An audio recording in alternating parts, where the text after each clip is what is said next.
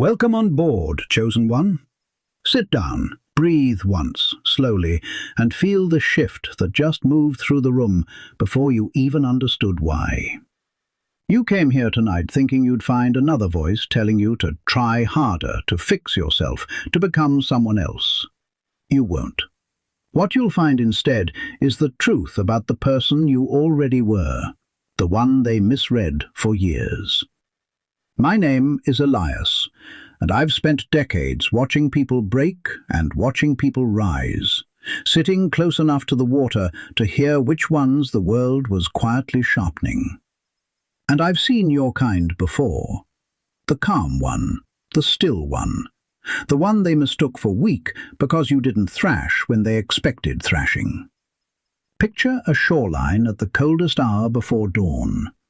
The water lies flat, black, unmoving, so smooth it looks like a sheet of poured glass. A man stands at the edge of it, and he throws a stone. He waits for the crack, the splash, the proof that he disturbed something. And the water takes the stone without a sound, folds over it, and returns to stillness as if nothing had ever fallen. He throws another. Same silence. He throws harder, angrier, faster, and every stone vanishes into that dark surface without a trace. I want you to hold that image, because we are not finished with that man on the shore. Not by a long way.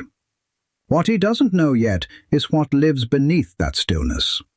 Keep him in your mind, because by the end you'll know exactly who never sleeps at night because of you, and you'll know the one truth waiting at the very bottom that even you aren't ready to touch yet. Funny how the loud ones always assumed your quiet meant you had nothing. They filled every room with their volume, their announcements, their performances, and they looked at you sitting there saying nothing, and they decided you were empty. They decided your silence was a vacancy they could walk into. That's the moment they made the mistake that would follow them for the rest of their lives. The moment they confused a calm surface for shallow water. Now look who's checking whether you're watching them. Look who's raising their voice when you enter, filling the air, trying to occupy space that used to belong to them without contest. When they called you cold, they meant they couldn't move you. When they called you distant, they meant you'd stopped needing them and it terrified them. When they said you'd changed, they meant they'd lost the version of you they knew how to control. And when they told everyone you were arrogant now, what they were really confessing was that they'd finally noticed you no longer flinched. That's the decoder, chosen one. Every insult they ever aimed at your stillness was a translation of their own fear, dressed up as a verdict about you. Let me name what actually happened to you, without softening it, because you already know, and you've waited a long time for someone to say it out loud. You were underestimated by people who should have seen you. You were betrayed by hands you would have protected. You sat alone in rooms full of people who talked past you as if your presence were furniture. You were humiliated in small, patient ways, the look that dismissed you, the credit taken for what you did, the promise made and broken so casually it was clear you were never worth remembering. You carried it without breaking, and the world read that as proof it hadn't hurt. It hurt. I'm not going to pretend it didn't. It cut deep, and it cut clean, and it left marks nobody bothered to look for because you never bled where they could see. If this is landing somewhere real in you, if you feel that pressure building behind the calm, press the like button and subscribe and turn on the bell, because what comes next is only meant for the ones who can feel it in their chest. Not for the crowd, for you. Now stay with me, because the truth about what your stillness really was is only beginning to surface. Here is the truth they'll never admit. That silence of yours, the one they mocked, was never peace. It was pressure. It was the ocean gathering itself in the dark, tide by tide, insult by insult, while the loud ones mistook the flat surface for surrender. They thought you were done. Instead, you were forming. And the storm they now feel rolling toward them from the horizon, the one that keeps them checking over their shoulder, the one they can't name to anyone, that storm has your calm written all over it. That stillness they walked past for years was doing something. Every dismissal they handed you, you absorbed. You didn't spend it on the reaction they wanted. You didn't waste it on a scene they could gossip about later. You took the weight and you sank it down where they couldn't reach. And down there, in the dark, it stopped being pain and started becoming mass. Weight.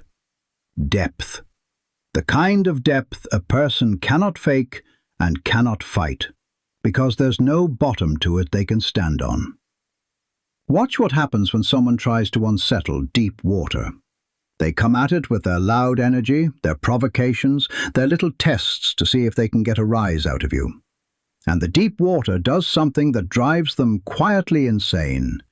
It accepts everything and reveals nothing. Their provocation goes in and disappears. No splash they can point to, no wound they can celebrate. They keep escalating because they need the reaction to prove they matter to you. And the calmer you stay, the more frantic they become. I've watched grown adults lose entire nights of sleep over a person who simply refused to be moved. They'd rather you screamed. A scream they'd understand. A scream they could use. Your quiet leaves them holding their own volume like a fistful of water, watching it run out between their fingers.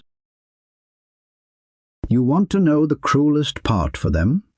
Your silence forced them to hear themselves. Loud people are addicted to noise because noise covers the sound of what's underneath. When they couldn't get noise from you, the room went quiet enough that they had to listen to their own voices bouncing back, and they didn't like what they heard. That's why the ones who talked the most around you eventually couldn't stand being near you. You'd become a mirror made of stillness, and every time they looked into you, they saw the emptiness they'd been running from. Adorable, really, all that performance, and the only audience left was their own reflection. You might ask yourself whether staying quiet made you a coward, whether all those times you said nothing, you were just too afraid to fight. No. Read it again. It takes nothing to explode. Any weak thing explodes under pressure. A can, a pipe, a person with no depth. It takes something else entirely to hold pressure without cracking. Your quiet wasn't the absence of a fight. It was the discipline of an ocean that has decided the storm will arrive on its own schedule, not on the timeline of whoever's throwing stones from the shore. I remember a stretch of my own life when I chose to say nothing while people I trusted rearranged the story of who I was to anyone who'd listen. I heard the versions of me they were building. I could have torn each one apart in an afternoon. I stayed quiet instead, not from weakness, from a decision I couldn't fully explain at the time. And what I learned in that silence was the thing I've spent the years since trying to teach. The ones who talk the loudest about you are the ones who fear you most. My quiet didn't lose me anything that was ever real. It just let the unreal things fall away on their own without me having to lift a hand. That lesson lives under everything I'm going to tell you now. Here's the part that most people never reach because they mistake the emptiness of a shallow puddle for the emptiness of the deep. A puddle is empty because there's nothing in it. The deep only looks empty on the surface because everything it holds is too far down to see. When people looked at you and saw nothing, they were reading you like a puddle. They had no instrument to measure the drop beneath you. And that misreading, that single arrogant misreading, is the foundation of everything that's about to go wrong for them and everything that's about to go right for you. They can't fear what they can't measure, so they filed you under harmless.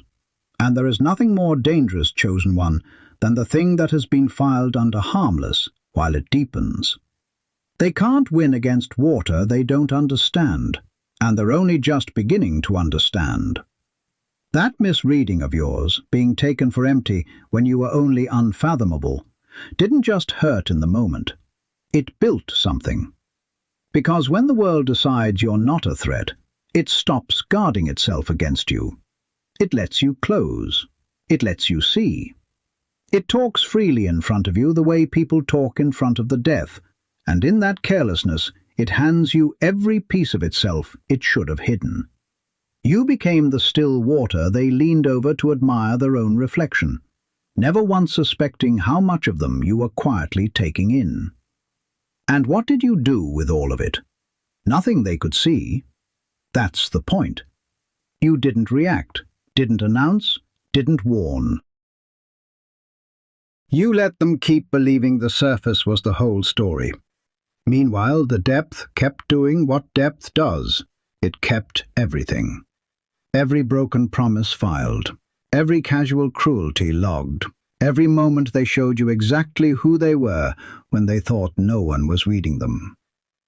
They were teaching you the map of themselves, line by line, and calling it your emptiness. Ever wonder why the same people who ignored you for years suddenly can't stop bringing up your name? Why they need to know what you're doing, who you're with, whether you seem happy, whether you've noticed them at all? It's not affection. It's not even guilt. It's the primal unease of a creature that has just realized the still pond it's been swimming in has a current it never accounted for. They feel the pull now. They can't see it, but they feel it. And the not seeing is what's eating them alive. This is where their sleep starts to go. You might tell yourself you were passive all those years, that you let too much slide, that a stronger person would have drawn lines, made scenes, demanded the respect you were owed. Wrong reading again. A scene is a transaction. You spend your energy, they get their entertainment, and the balance resets to zero. What you did instead was refuse to transact. You let the debt accumulate. You let them keep taking on credit they'd never be asked to repay in cash, only in the slow, silent interest of becoming smaller in the presence of someone they could never move. They think they got away with it. They didn't get away with anything. They just haven't received the statement yet. Your restraint was not passivity. It was accumulation. Every time you chose not to spend your reaction on a person who didn't deserve it, you kept it. You compounded it. And a person who has spent 30 years not wasting themselves on people who don't matter walks into a room carrying a kind of weight that the reactors, the exploders, the loud spenders will never have, because they gave it all away, one tantrum at a time. You saved yourself, literally. You kept the depth they threw away in exchange for the momentary pleasure of being heard. Nothing unsettles a shallow person more than standing next to someone who obviously has reserves they can't see the bottom of.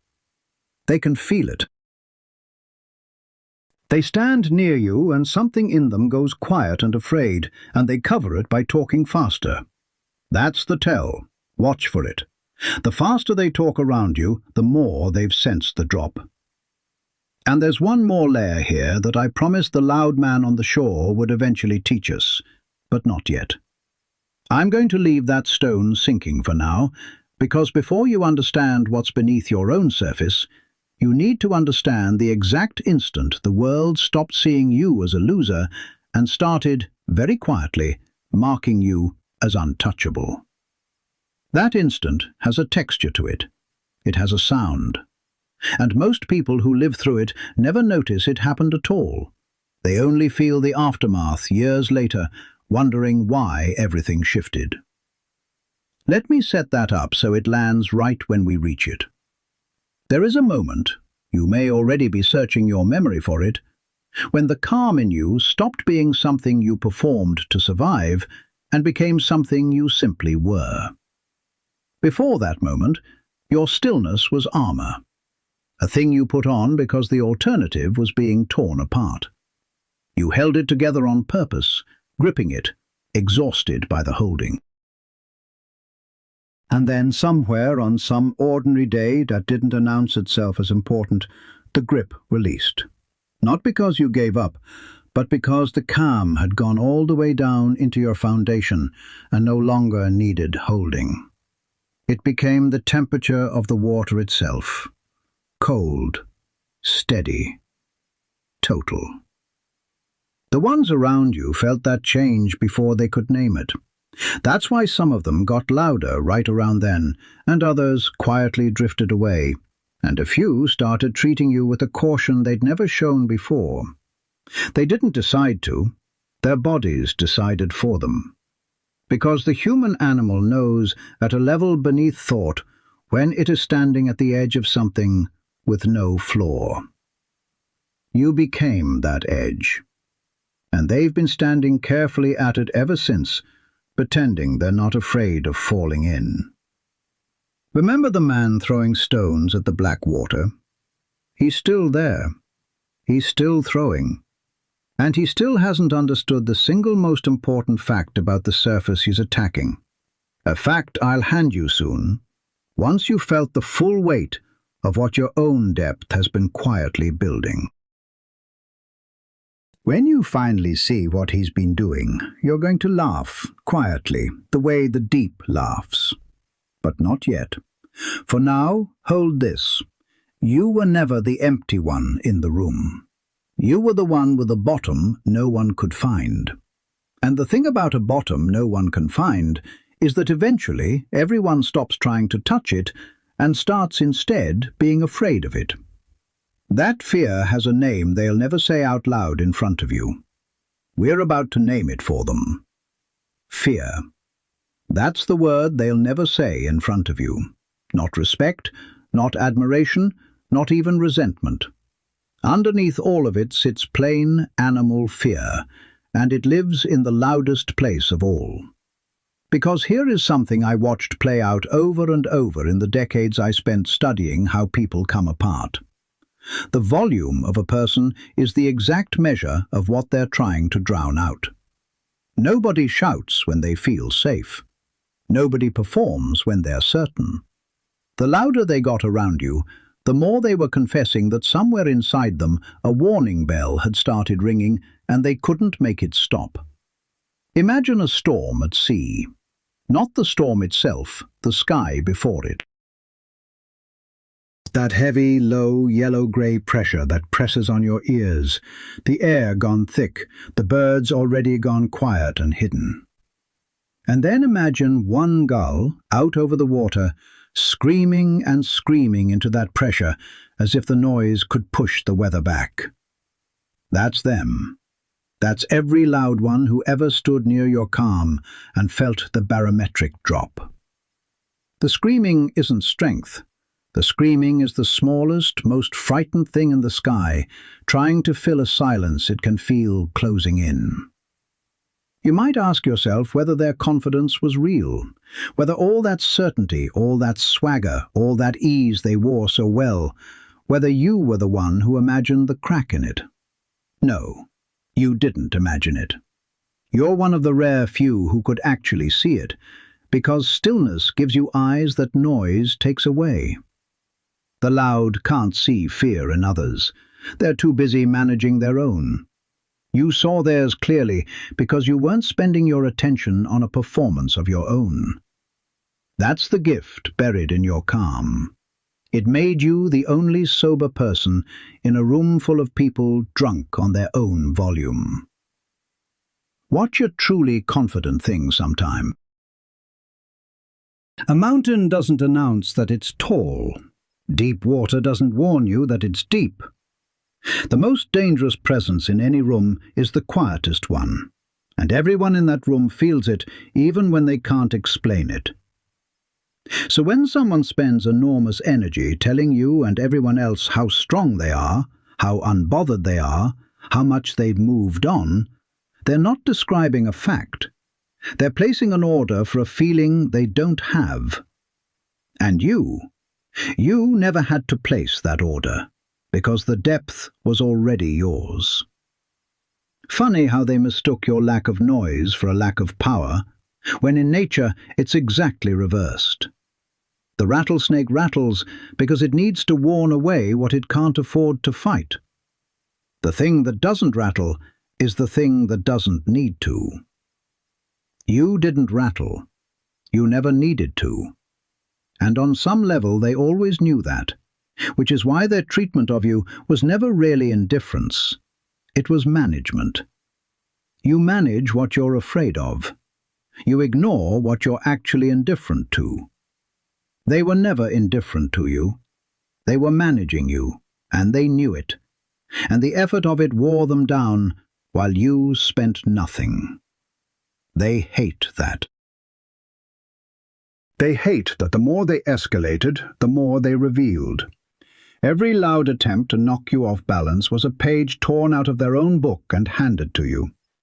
You learned their triggers by watching what they needed you to feel. You learned their insecurities by noticing which of your calm silences made them the most desperate for a reaction. A person who explodes teaches you nothing about themselves that they didn't already broadcast.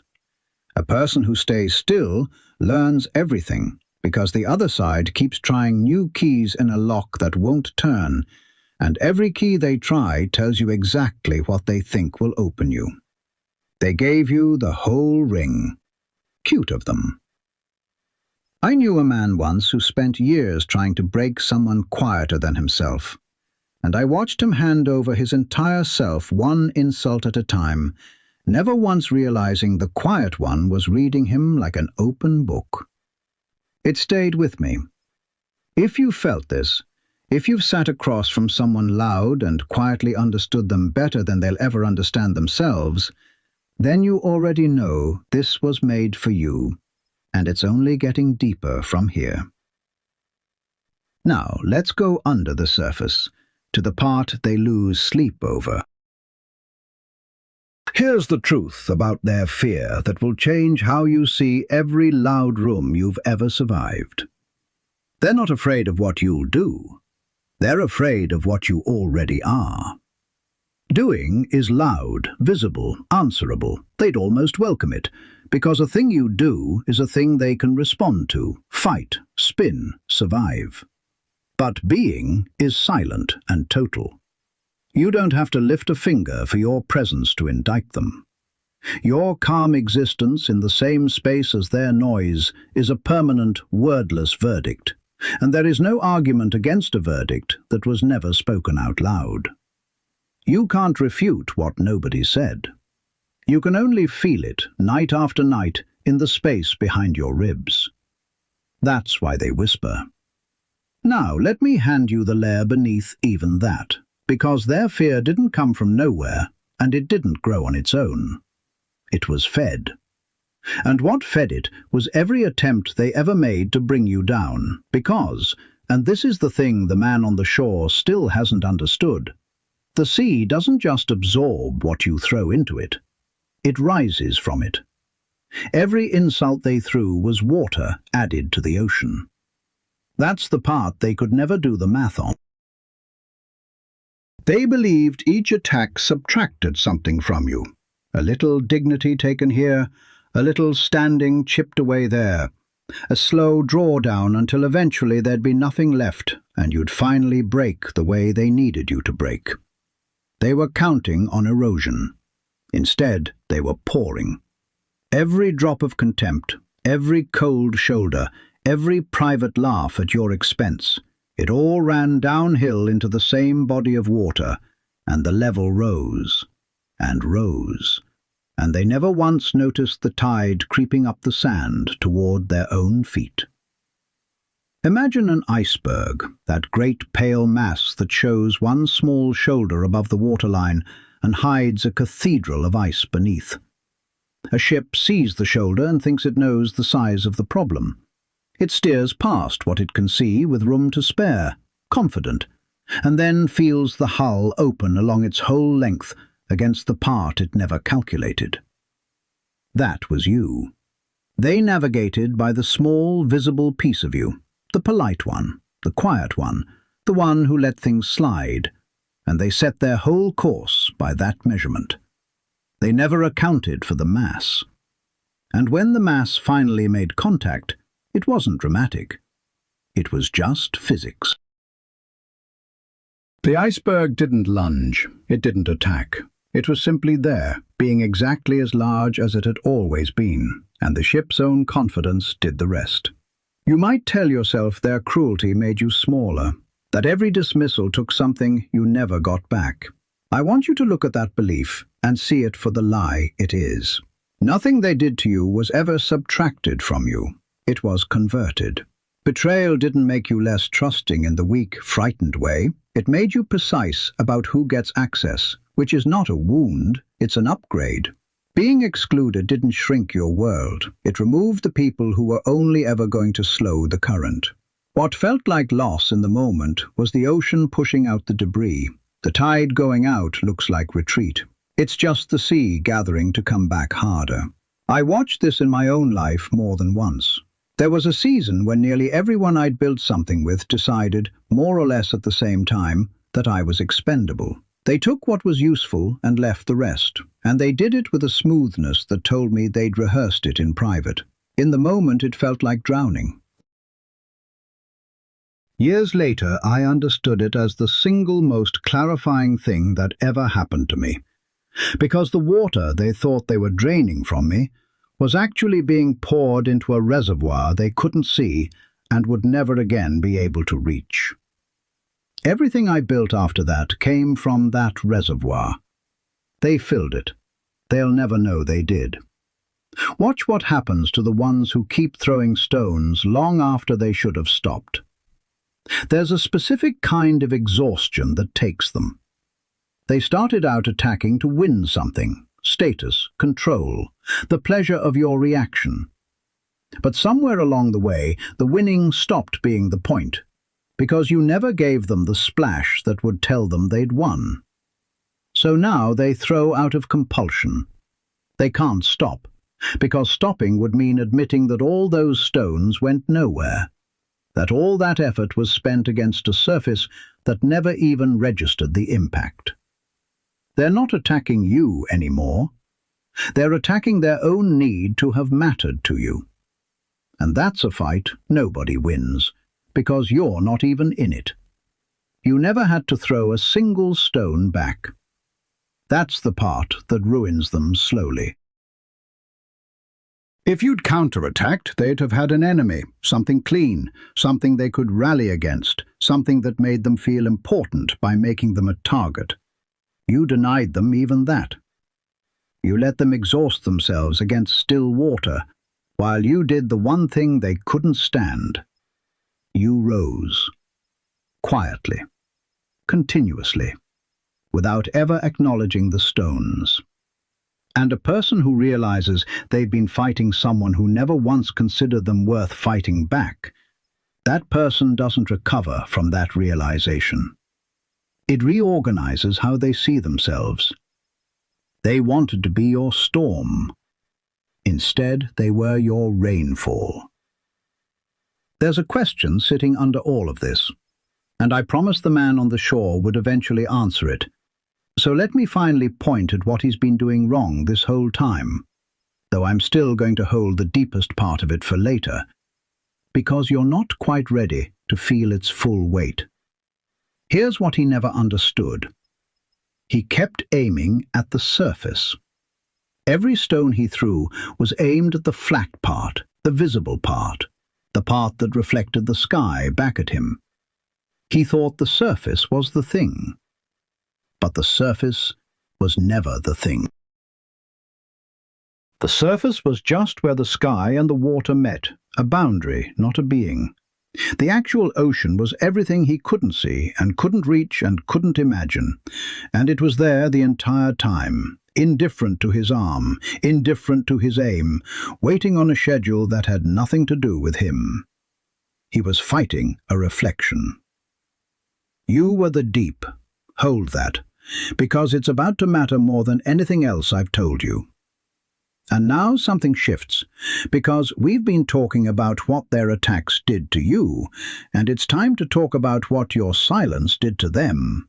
Not the loud fear, not the whispering, but the specific, patient way stillness rearranges a person from the inside. This is the part almost nobody teaches, because almost nobody survives long enough in the calm to witness it. Silence, real silence, is not the absence of a response. It is a response, the most powerful one available to anyone, and the only one that can't be turned against the one who uses it. When you stayed quiet, you weren't declining to speak. You were speaking in a language they had no defense against, because every other language has a counter. Shout, and they can shout louder. Argue, and they can twist your words. Cry, and they can call you weak. Threaten, and they can call you dangerous and make themselves the victim. But stay silent, truly, calmly, unbotheredly silent, and there is no move on the board that answers it. Silence is the one square they can't take. It's checkmate that never announces itself as a game. Imagine a chessboard where one player keeps making aggressive moves, sacrificing pieces, forcing exchanges, filling the board with action, certain they're driving the game. And the other player simply develops position, makes no threats, takes no bait, occupies the center and waits. To the aggressive player, the quiet one looks passive, maybe even losing. Look at all the pieces they're not taking, all the attacks they're not launching. And then, with no warning that a warning watcher would have noticed, the position is simply won.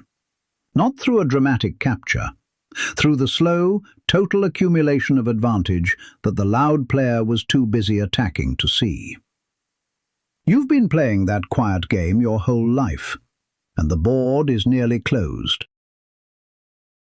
That's why the ones who couldn't provoke you eventually started to fear their own reflection in you. And that fear, chosen one, is not the end of what your silence built. It's the doorway into the current beneath everything, the reason they can't sleep, the thing that's been moving under the surface since the very first stone. We're going down there next. The current. Let me finally take you down to it. Because this is the thing that's been moving beneath everyone the whole time, and it's the reason their sleep never fully returns. On the surface, an ocean can look completely still, while a few meters down, an enormous body of water is moving with unstoppable force in a direction the surface never betrays. Sailors have died trusting a calm surface, never knowing that beneath their hull a current was already carrying them somewhere they never chose to go. That current is what you became to the people around you. Above the waterline, nothing. Politeness, stillness. Below it, a movement so large and so quiet that it was reshaping the entire situation while they congratulated themselves on how well they were handling you. Here's the truth about their fear that steals every hour of sleep they've lost since you changed. They are not afraid of your anger. Anger they could have weathered. Anger burns loud and burns out, and they know how to wait out a fire. What terrifies them is that they can feel themselves being moved and they cannot find the thing that's moving them. That's the current. You never had to confront them. You never had to make a scene or issue a warning. You simply became a force with a direction, and everyone in your orbit started drifting according to it without understanding why the ground beneath them had stopped being solid. That's the part that steals sleep. Not what you might do, the undeniable sensation of already being carried. Look who's disoriented now. Look who keeps trying to plant their feet and can't understand why the whole floor has become water. They built their lives on the assumption that you were fixed furniture in the room, a known quantity, safely beneath consideration. And now the furniture is a tide, and their careful arrangements are floating out to sea one certainty at a time, and they can't point to the moment it started, because there was no moment. There was only the slow, silent, total accumulation you'd been building since before they thought to be afraid. Funny how the people most confident they had you figured out are the ones most lost now. Certainty made them blind. They stopped watching you the moment they decided they knew you, and in that blindness the current did all its work unobserved. Meanwhile you who watched everything from the calm, you always knew exactly where the water was going, because you were the one carrying it there. The one who moves the current is never surprised by the current.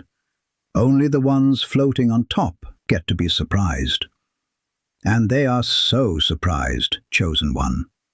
They just can't say so without admitting how completely they misjudged the still water they thought was theirs to swim in. You might ask yourself whether all of this is just a story you're telling to feel better. Whether the current is real, or whether you're imagining a power you don't have. Stop. Look at the evidence with the clear eyes your stillness gave you. Look at how carefully certain people choose their words around you now, when they used to be careless. Look at how the ones who dismissed you now watch your reactions before deciding their own. Look at how your silence, which they once walked past, now fills a room the moment you enter it. Those aren't things you imagined. Those are readings on an instrument. The current is real.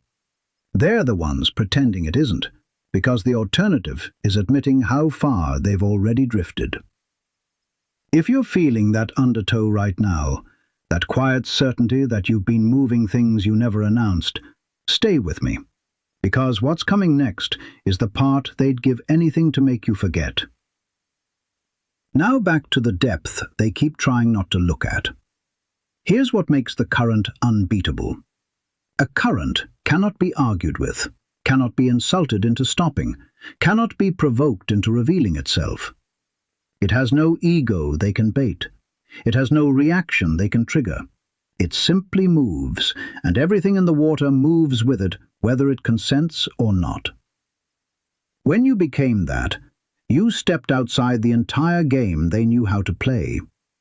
Every weapon they owned was designed for a surface fight, for someone who'd react, engage, escalate, give them something to push against. Against a current, all those weapons are noise. They swing, and the swing itself gets carried away by the very thing they're swinging at. That's the aftermath they're living in now. A world where their whole arsenal has become part of your tide. And this is the moment to close something I opened at the very start, because you've earned the answer now. Remember the man on the shore, throwing stones at the black water in the cold before dawn? I told you he never understood the surface he was attacking.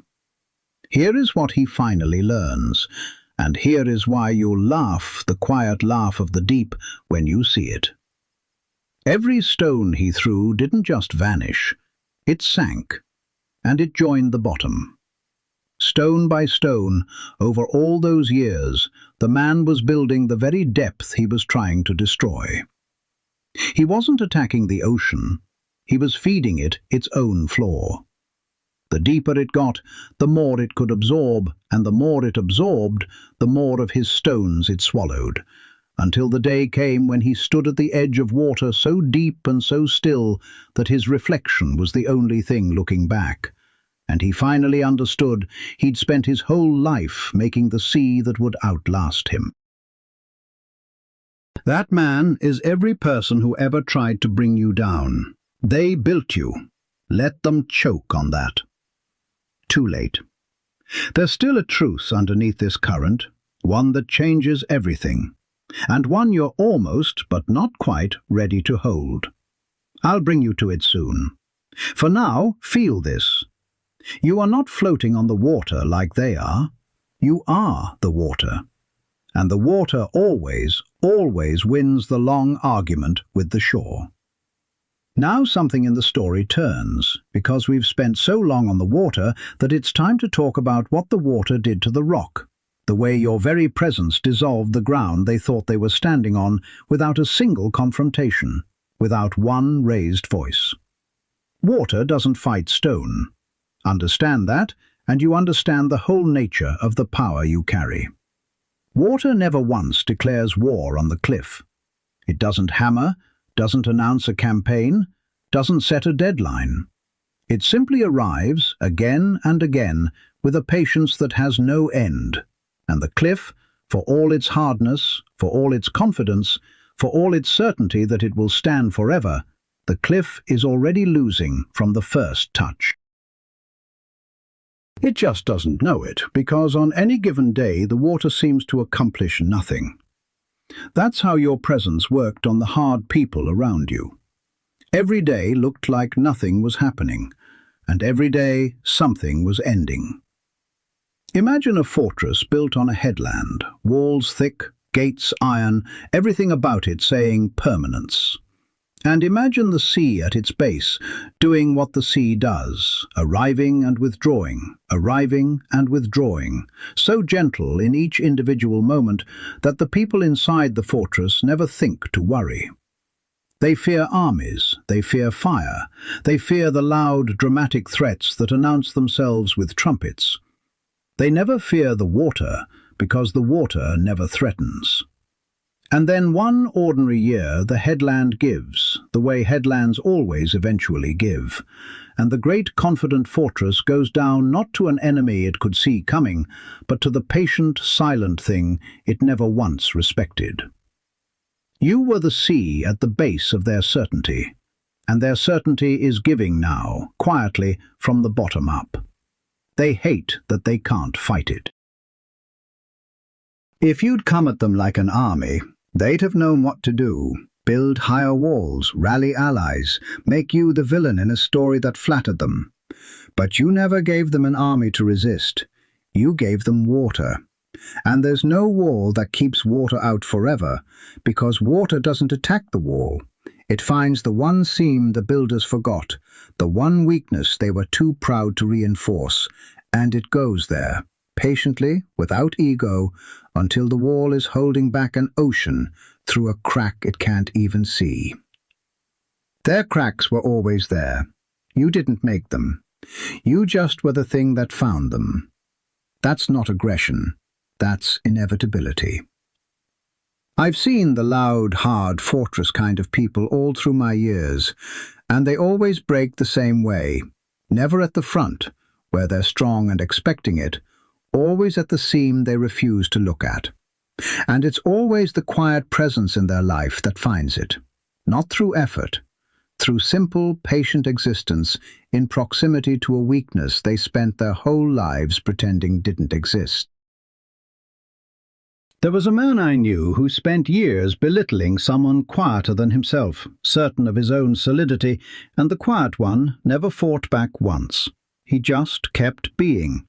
And I watched the loud man dissolve, not from any attack, but from the unbearable, wordless proof of a person he couldn't move, standing steady right beside him, day after day, being everything he was only pretending to be. That's the seam. Steadiness is the seam that pride can't reinforce.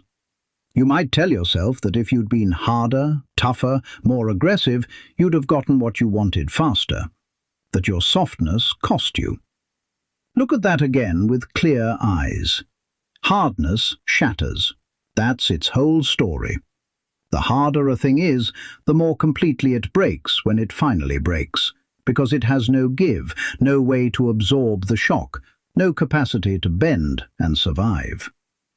You watched hard people your whole life, and you watched them shatter, dramatically, publicly, all at once, the moment the pressure exceeded what their rigidity could hold.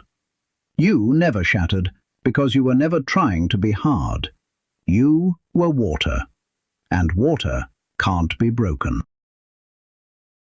You can push it, split it, scatter it, and it simply reforms, because there's nothing rigid in it to destroy.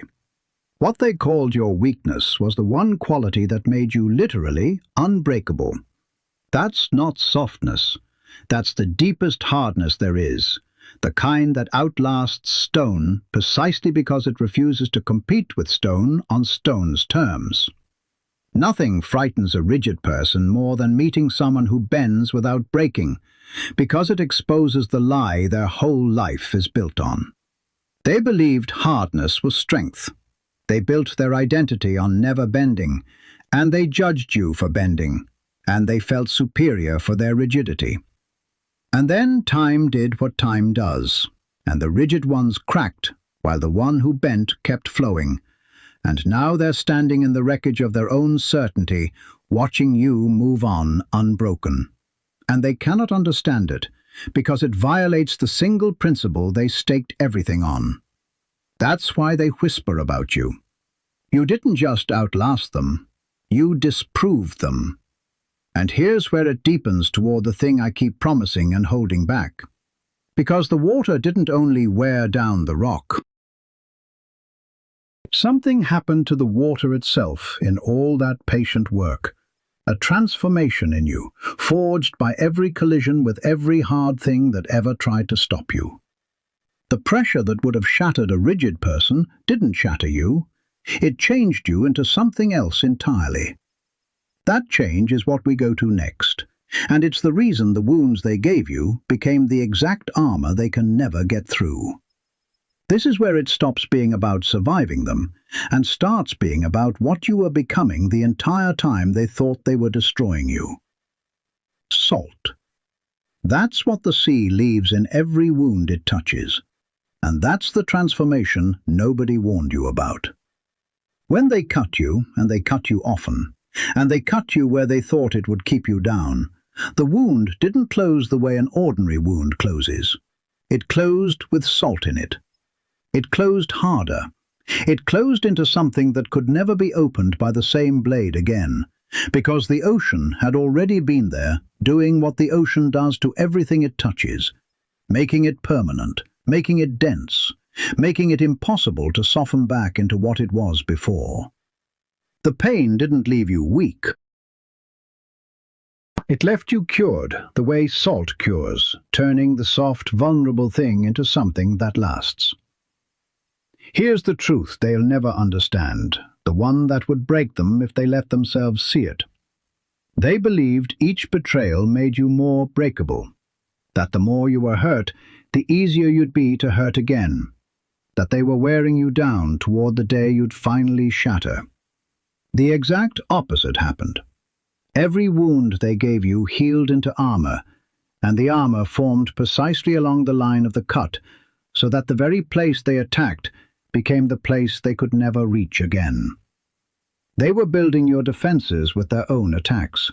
They were forging your plating with their own strikes.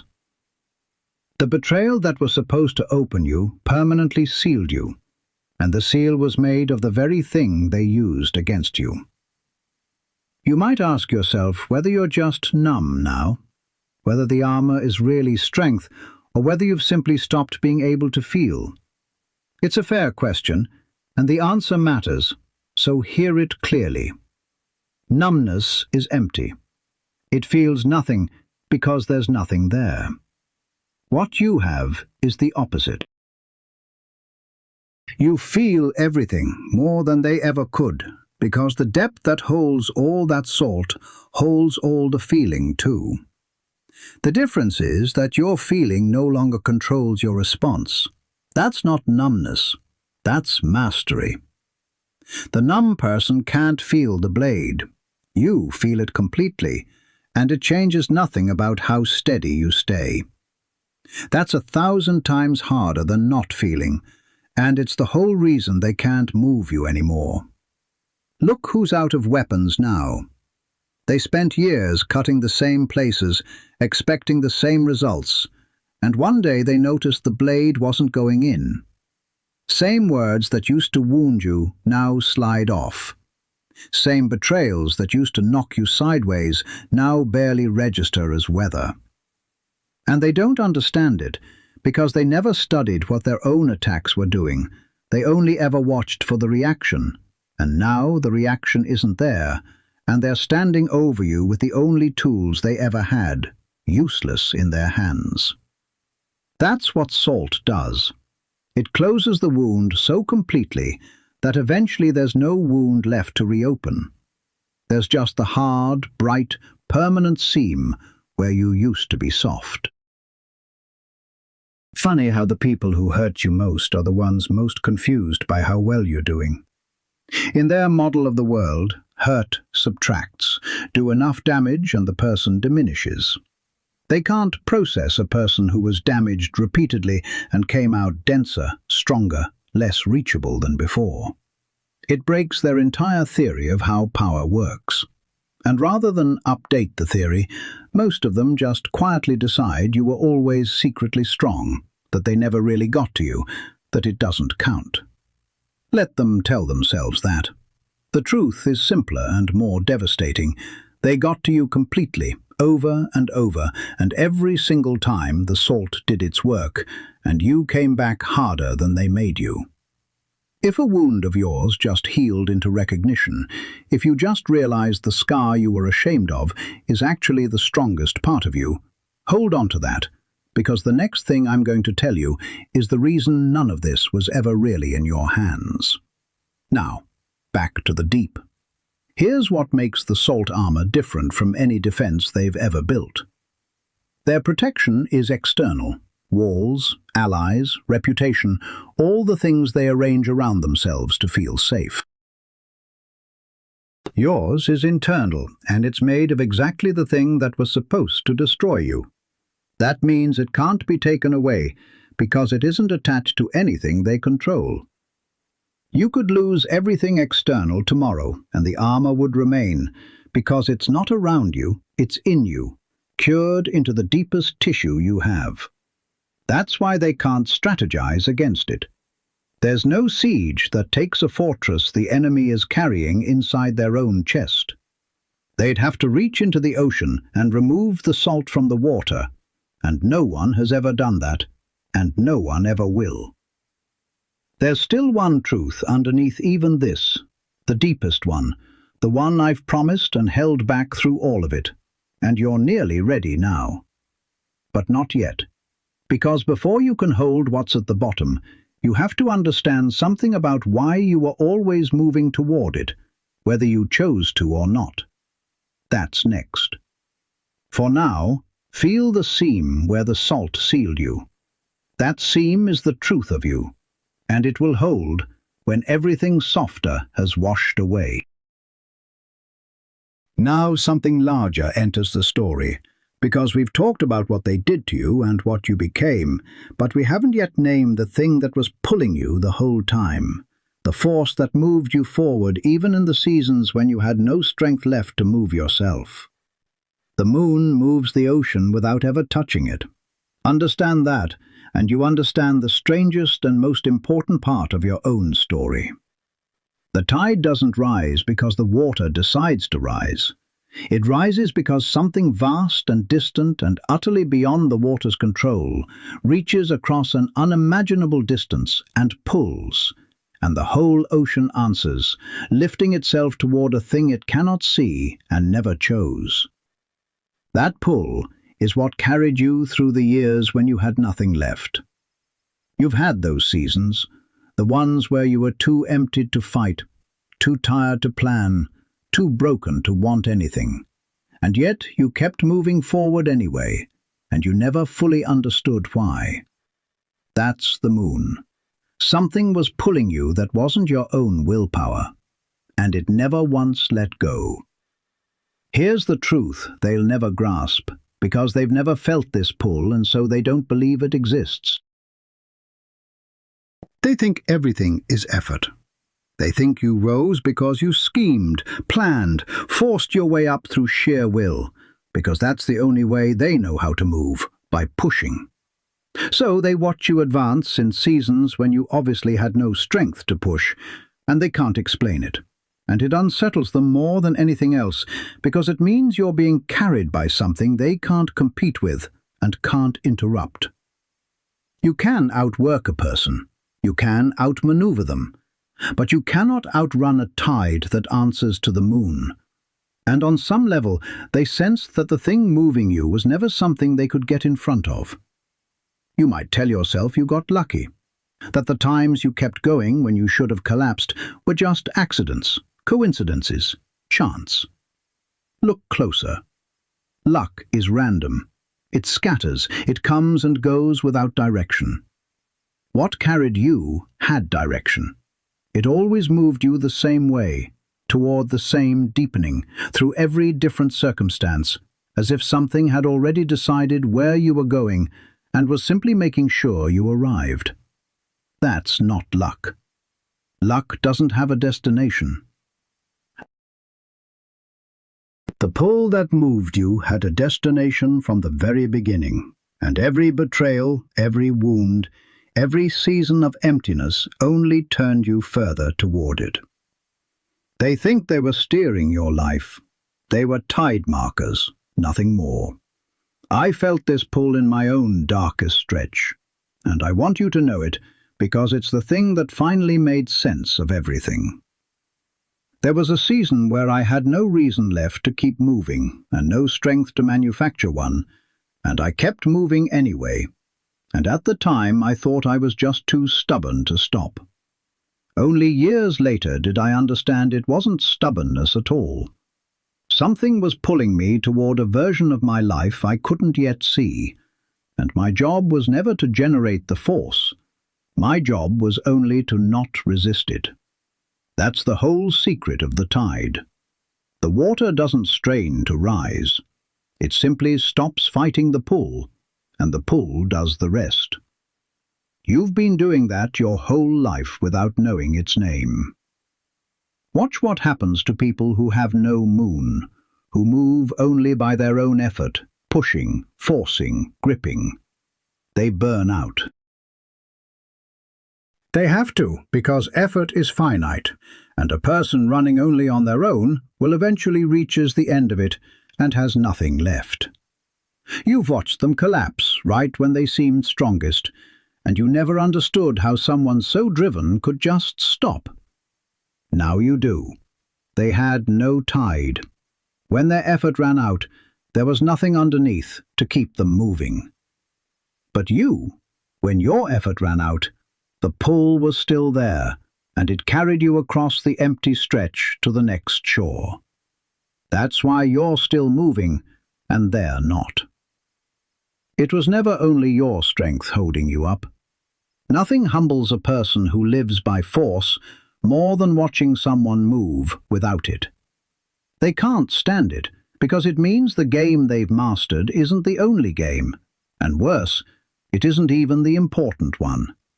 They optimized their whole life for effort, and here you are, being carried by something that makes effort look small, and they have no access to it, and no way to earn it, and no way to steal it. That's the quiet terror underneath their louder fears. Not that you're stronger, that you're moved by something they can't reach. And this is where all of it finally converges toward the bottom, the deepest truth, the one I've kept from you through every section because you had to be built to hold it first. The pull that moved you, the salt that armored you, the current that carried them, the depth they mistook for emptiness, all of it was leading to a single point, one final understanding that changes not just how you see them, but how you see yourself forever. We go there next. And once you've been to the bottom, chosen one, you can never again be convinced you were the shallow one in the room. The bottom. We're there now, and I want you to arrive at it the way the deepest divers arrive, slowly, with the pressure of everything above pressing down, in a darkness so complete that most people would call it emptiness. But you know better now. You learned across everything we've walked through that darkness at the bottom is where the most is held, waiting in the dark for someone with the depth to reach it. And here, at the deepest point, is the truth I kept from you through every section, the one you're finally built to carry. You were never becoming the ocean. You always were the ocean. Everything they did to you didn't create your depth. It only revealed a depth that was there before they ever threw the first stone. Here's the truth they'll never reach. the one that sits beneath all the others like the floor beneath the sea. They spent all those years believing they were doing something to you, shaping you, diminishing you, testing whether you'd break. And the unbearable fact, the one that would undo them completely if they ever let it in, is that they were never doing anything to you at all. They were only revealing you to yourself. Every insult uncovered a piece of your steadiness you hadn't met yet. Every betrayal exposed a flaw of yours that went deeper than you knew. They thought they were the sculptor. They were only the chisel that fell away, and the statue was always already inside the stone. You didn't become unbreakable because of them. You discovered you always had been. You might ask yourself then, what all the pain was for. If you were always the ocean, why did you have to suffer to find out? Sit with the honest answer. The ocean doesn't know its own depth until something sinks all the way down and finds no bottom. You couldn't have known what you were made of without the weight that tested it. The pain was never the price of becoming strong. It was the instrument that measured a strength already there, sounding the depth the way a dropped stone sounds a well. They weren't making you, they were showing you. And what they showed you was so much larger than what they intended that they'll never forgive themselves for the reveal. Look who's smaller now, at the end of it. They staked everything on being the force that shaped you, and the moment you understand you were never theirs to shape, they lose the only power they ever really had, the power that lived in your belief that they mattered to your making. They don't. They never did. You'd have reached this depth with them or without them, because it was always yours. All they did was rush the discovery. And a person who spent years thinking they were the reason for your story, only to learn they were a footnote in a book that was always going to be written, that person shrinks to their true size, which was small the entire time. Funny how it ends here, at the bottom, in the quiet, with the loud ones nowhere to be found. They can't follow you down here. This is the one place their volume can't reach, the one depth their stones never touched, the one truth their whole campaign was designed to keep you from ever finding, that you were complete before they arrived and complete after they left, and everything in between was just the water revealing itself to itself. They needed you to believe you were shallow. Down here, that lie can't breathe. Down here, there's only the vast, dark, undeniable fact of how much you always were. If you've made it all the way to the bottom with me, if you can feel that you were the ocean the entire time and simply forgot, then take one full breath right now and let that truth settle where they can't reach it. Because this is the part of you that no one ever again gets to convince you doesn't exist. Now let me bring you back up slowly, with everything you found down there. Here's what makes this bottom truth permanent, the reason it can never be taken from you the way lesser certainties can. Everything external can be argued with. Your reputation, your standing, your worth in someone's eyes, all of it lives outside you, where other people get a vote. But the fact that you were always the ocean lives beneath all voting, beneath all argument, at a depth no opinion can descend to. Once you've stood on this floor and felt it hold, there is no insult that reaches it, no betrayal that erodes it, no loud voice that drowns it out.